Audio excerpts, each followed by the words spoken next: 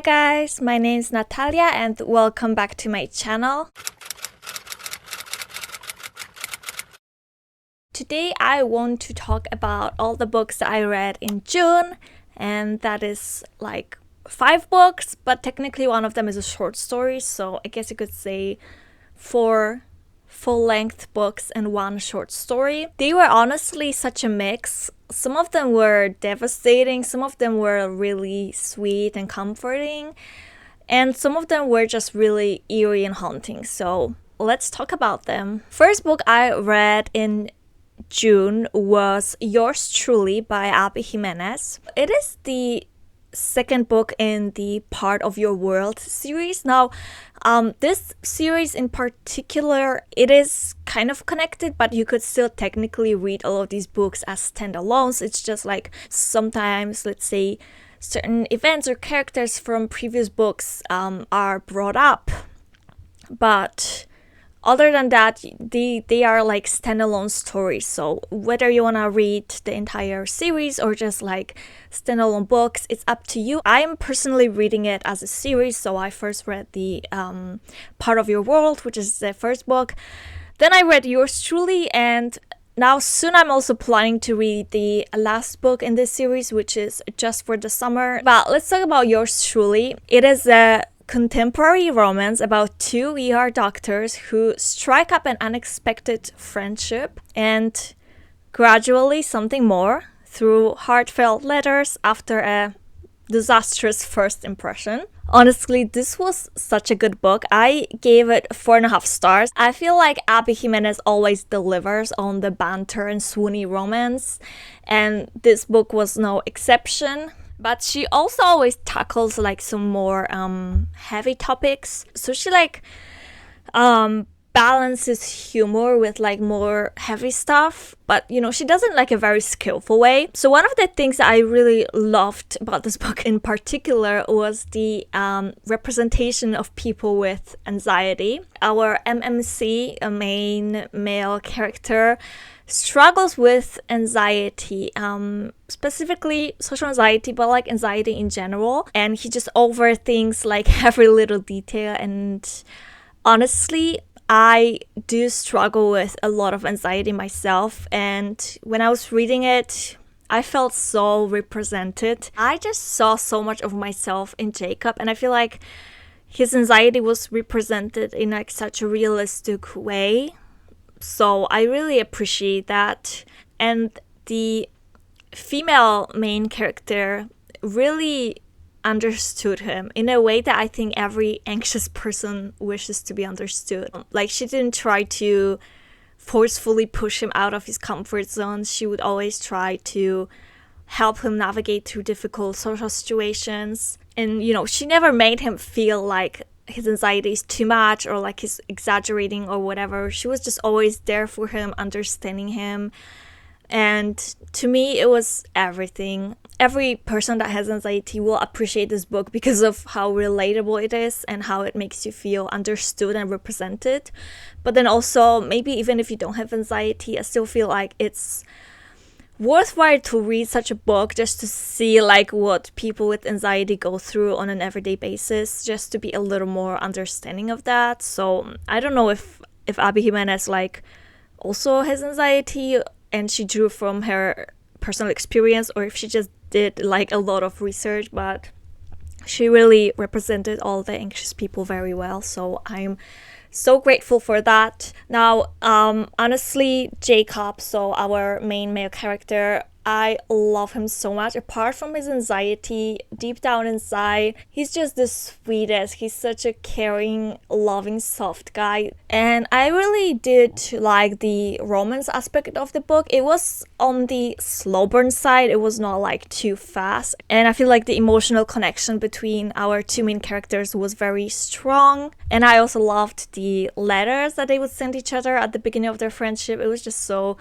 sweet and special. So I feel like what kept this from being a full 5-star read to me personally was like the conflict that our main characters had. So obviously there will always be some sort of conflict in a book, but I feel like I found the conflict especially frustrating because it leaned very heavily into the miscommunication territory. Both characters just constantly making assumptions, jumping to conclusions, and just basically avoiding an honest conversation. And, I get that the conflict is necessary, but I feel like it dragged on for way longer than it should have.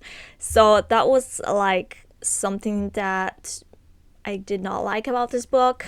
I still think it was a very well-written romance that is definitely worth picking up. The next book I read was The Prisoners Thrown by Holly Black. So this is the conclusion to the Stolen Heir duology.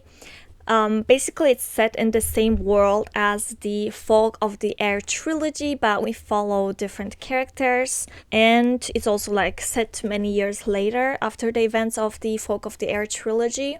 So actually, I remember the first book didn't really impress me that much. I'm going to be honest, it took me a while to pick this book up. But in the end, I'm glad I did. I'm glad I finished this duology. I mean, maybe the first part of this book was dragging a little. It felt a bit slow and boring. But the second part really pulled me in, and I really finally felt like I'm back in Elfheim. And Elfheim is usually, full of political intrigue, tension, betrayal, and all of that. So it was great to finally be back in that world. Also, we changed narrators in this book. Pretty sure the first book was from Soren's or Rand's. She has like two names. So it was from her point of view. And this book is from Oak's point of view. I actually think I prefer Oak's point of view a little bit more. And I just liked getting to know him better and seeing him grow as a character. But honestly, his romance with Rand didn't really do it for me. Like, I guess they were kind of cute, but also in a way kind of basically had zero chemistry. So we had some appearances of Jude and Carton in this book. So they are the characters from the original trilogy. Funny enough, but even though they only showed up a few times, somehow they had a lot more spark and chemistry in these short scenes than Ren and Oak had throughout the entire book. I think that says a lot. So I definitely was not reading it for the romance. I didn't like the romance that much. But actually, yeah, let's talk about Jude and Cardan. I feel like if you are a huge fan of the original trilogy, especially Jude and Cardan, you should read this duology even just for them, because they have some additional interesting scenes that I loved seeing. I also loved seeing some other familiar characters from the original trilogy. So just, as a big fan of the Folk of the Air trilogy, I was just so happy to be able to catch up with these characters and just see how they're doing and everything. And in general, actually, the second part of the book was really thrilling and action-packed. So like I said, I really enjoyed it. I ended up giving this book 4 stars. I think I gave the first book like 3.5. But yeah, this one was definitely a little better than the first book. And if you are a fan of the Folk of the Air trilogy, I think you should give it a chance. Otherwise, if you have not read the Folk of the Air trilogy, or if you didn't like it, yeah, I probably would not recommend it for those people. The next book I read was probably my favorite read this entire month, which is the Song of Achilles. It is a retelling of the Iliad by Homer, but it's told from Patroclus' point of view. So like, in the original book, he is like kind of a side character, but in this book, he becomes a narrator and the main focus of the story. And another huge focus of the story is his relationship with Achilles and how they grew to love each other and how they became lovers. Because in this interpretation of the story, they are lovers. Yeah, it traces Patroclus' relationship with Achilles ever since they met as young boys and grew up together all the way to Trojan War. And I will be honest, this book absolutely wrecked me. I ended up giving it 5 stars because it was just such a good book. I will probably make a separate video on why I think this book is such a good retelling in general. So I will dive into more depth in that video. I'm planning to shoot it soon. First of all, the writing in this book is so good. It's so like lyrical and poetic and beautiful. And the author manages to make this story like deeply personal. The love story between Achilles and Patroclus was deeply moving. And interestingly, I think a lot of people were a little bit bored during the first part of the book because not that much was happening. We just saw them like growing up together and training together and, you know, just having a lot of like sweet moments together. And then the second part of the book had like most of the actual action. But weirdly, I feel like I enjoyed the first part of the book more, probably just because it was so wholesome. And also just watching them grow up together, get to know each other, and slowly fall for each other felt so intimate and tender and genuine. And it just really made their love feel so palpable. I also appreciate how the author made all these like mythological figures just feel human. Like, they felt like real normal people. And, you know, I think that's the point of this retelling, actually. And also, I want to say that you do not have to know pretty much anything about the Greek mythology. Like, I don't know a ton about Greek mythology, just like some stuff that I learned at school. I don't have like very vast knowledge in the Greek mythology, but I still found this book very accessible. I mean, there is a lot of names, and I will admit at times I was a bit confused by just sheer amount of names and different characters, but honestly, majority of these characters don't even matter that much, so it's okay if you get confused. I still understood the majority of the stories. So actually the author said on her Goodreads page, so someone asked a question, it's about her other book, but she answers it about all of her books in general. So she says, it's really important to me that my novels don't require previous Greek myth knowledge. I firmly believe that these stories are for everyone just as they are, and I work hard to try to give readers everything they need to know along the way. Though if you do know the myths, there are some extra goodies in there. Even the author herself says that you do not need to know these myths before picking up this book. So I just wanted to clarify that in case you're worried.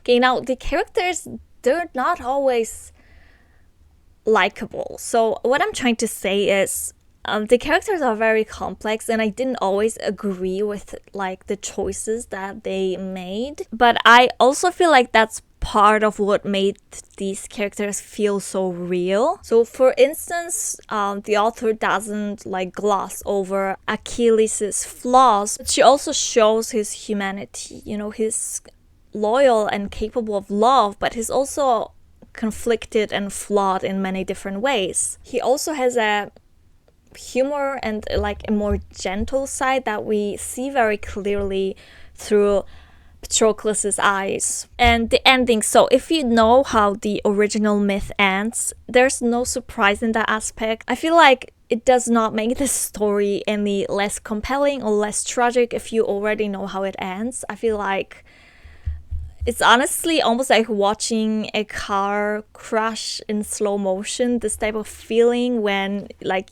you kind of know how it's going to end and everything is slowly going in that direction, but you cannot do anything, and it's so terrifying and it's so heartbreaking. Honestly, this is such a beautiful and tragic retelling and just such a well-written book in general that I highly recommend it. So now let's talk about the short story that I read. It was The Yellow Wallpaper by Charlotte Perkins Gilman.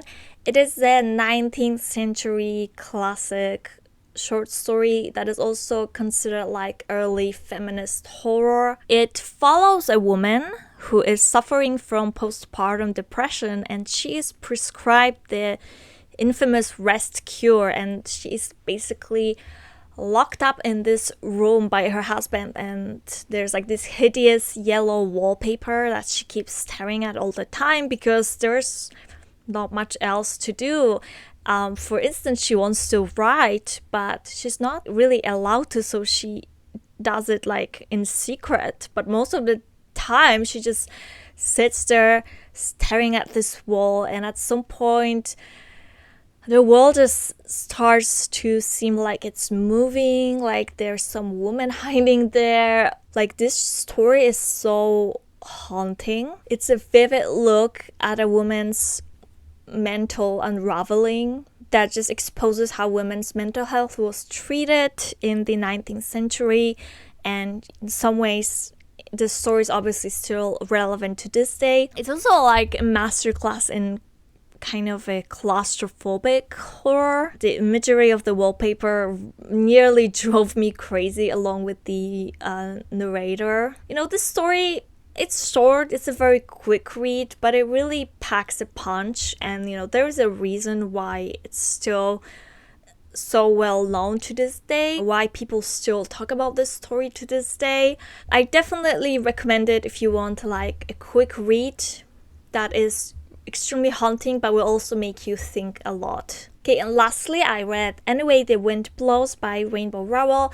It is the third book in the Simon Snow trilogy. I don't know why, I feel like the second and third book almost feel so different from the first book. The first book is called Carry On, and it's literally one of my favorite books of all time.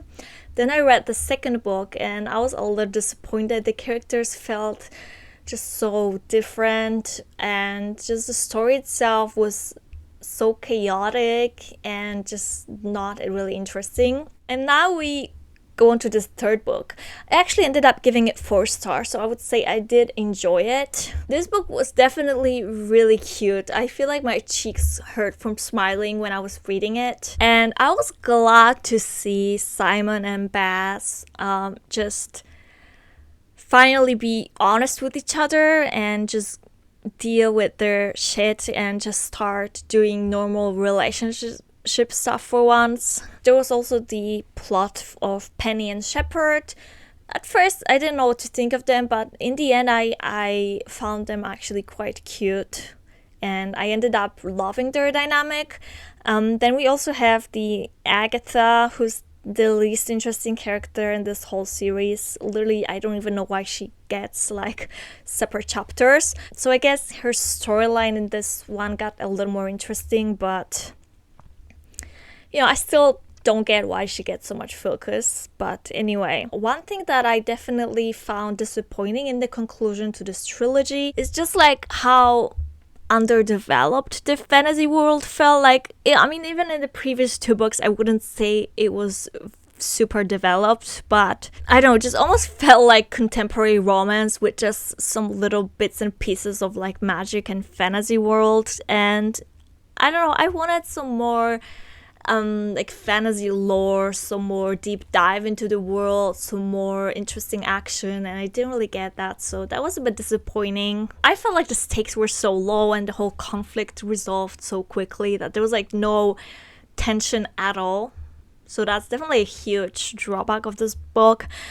But it was still so cute and comforting. I just cannot say I didn't enjoy it, because I did enjoy it. The ending of this trilogy was far from perfect, but I feel like it gave these characters a space to heal and move forward. And sometimes that's all you need from an ending to a series. So in a way, I am glad that the author wrote this book. A lot of people, I don't know if a lot of people, I think some people think that Carry On should have been left as a standalone, and I used to think so as well, but honestly after reading this book, I feel like I am happy that the author turned it into a trilogy. It definitely could have been written better, but we just got so many cute additional scenes that I'm just so happy. And you know, I'm happy that the author decided to expand this series. Yeah, that was the last book I read in June. Like I said, my favorite was obviously the Song of Achilles. Such a good book. Let me know what was your favorite book that you read in June,